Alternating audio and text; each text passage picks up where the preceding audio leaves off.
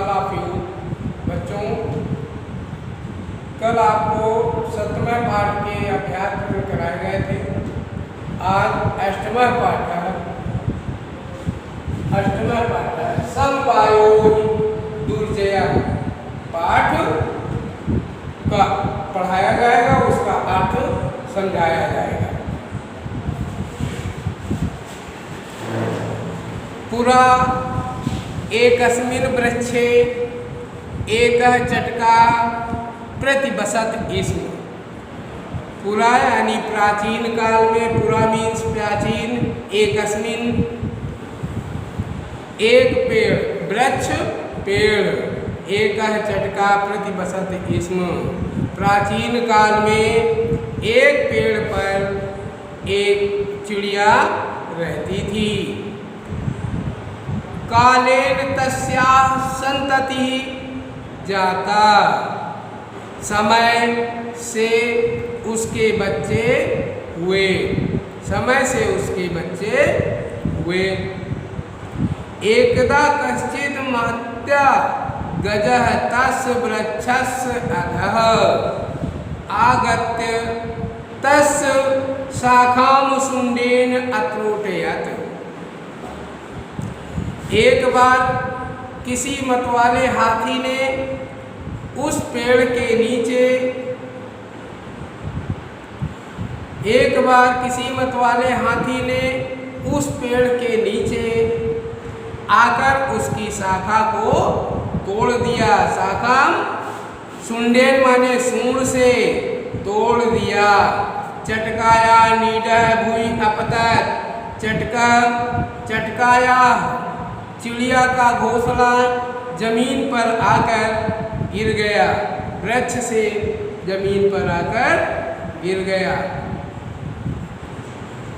कश्चित् भूमि अपतत तेन अंडानि विशीर्णानि, यानी उसके अंडे बिखर गए, टूट गए, नष्ट हो गए। चटकाया नीडम भूमि अपतत तेन अंडानि विशीर्णानि अतः सा चटका व्यल्पत। यह देखकर वह चिड़िया बहुत दुखी हुई। अब चिड़िया रो रही थी, उसका रोना सुनकर काष्ठकूट नाम का पक्षी ने कुछ दुख से उससे पूछा। अतः का चटका व्यल्पत तस्या विलापं श्रुत्वा, उसका विलाप सुनकर काष्ठकूट नाम का खगः दुखेन ताम अपृच्छत्। काष्ठकूट नाम का पक्षी उससे उसका दुख पूछा। किमर्थम विलपति, क्यों रो रही हो, क्या दुख है? इति चटका वदत, चिड़िया बोली, दुष्टेनैकेन गजेन मम संतितः नासिता। चिड़िया बोली, एक दुष्ट हाथी के द्वारा मेरे बच्चे नष्ट किए गए हैं। तत् काष्ठकूटतां वीलार्वा नाम्न्या मच्छिकाया समीपम आनयत्। वह काष्ठकूट पक्षी वह वीणा नाम की एक मच्छिका यानी मक्खी के पास ले गया।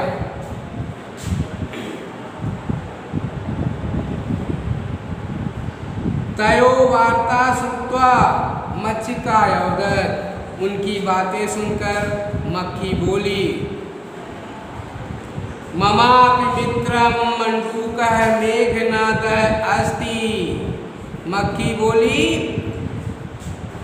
तब उन दोनों में मक्खी के साथ जाकर मेघनाद के सामने राजा सारा समाचार बताया।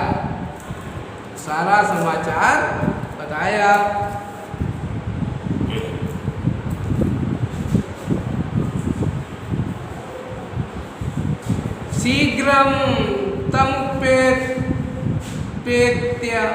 यथोचितं करिष्यामि तदानीतौ मच्छिकया सह गत्वा मेघनादस्य पुरः सर्वं वृत्तान्तं निवेदयत्। मेघनाद बोला, काटकूट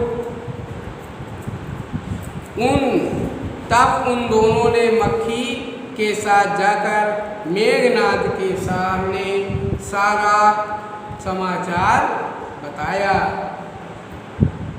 निवेदन यानी निवेदन किया। मेघनाद अवदत् अथाहं कथायां तथा कुरुतम। मेघनाद ने कहा, जैसा मैं कहता हूँ वैसा कीजिए। प्रथमं मध्ये तस्य गजस्य कर्णे शब्दं कुरु। मक्खी ने जैसा मैं कहूँ वैसा ही करो। मक्खी, पहले तुम दोपहर में, पहले तुम दोपहर में गजस्य कर्णे शब्दं कुरु। पहले तुम दोपहर में उस हाथी के कान में आवाज करना, उस हाथी के कान में आवाज करना। एन सह नयने मिली स्थास्यति, जिससे वह आंखें बंद करके बैठेगा। तदा काष्ठकूट चंचवा तस्य नयने स्फोटयिष्यति एव स गजः अंधः भविष्यति। इस प्रकार काष्ठकूट की चोंच से उसकी दोनों आंखें फोड़ देगा। इस प्रकार वह हाथी अंधा नेत्रहीन यानी अंधा हो जाएगा। तुर्यात् तृषार्त्य सह जलाशयं गमिष्यति। प्यास से पीड़ित वह तालाब पर गमिष्यति। प्यास से पीड़ित वह तालाब पर जाएगा। रास्ते में बड़ा गड्ढा है। मार्गे महान गर्तः, रास्ते में महान गड्ढा है। तस् अंतिके अहम स्थास्यामि शब्दं च करिष्यामि। उसके पास मैं बैठूंगा और आज आवाज करूंगा।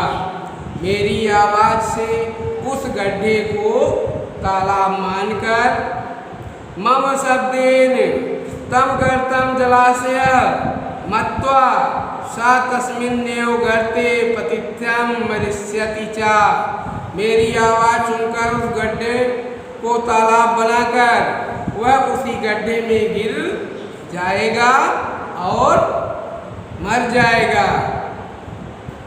अथ तथा कृते सह गजः माध्यमे मंडूकस्य शब्दं अनुसृत्य महता गर्जन अंततः पत्यामृत च तथा चोक्तम बहु नाम प्यास्याम वायो दुर्जन।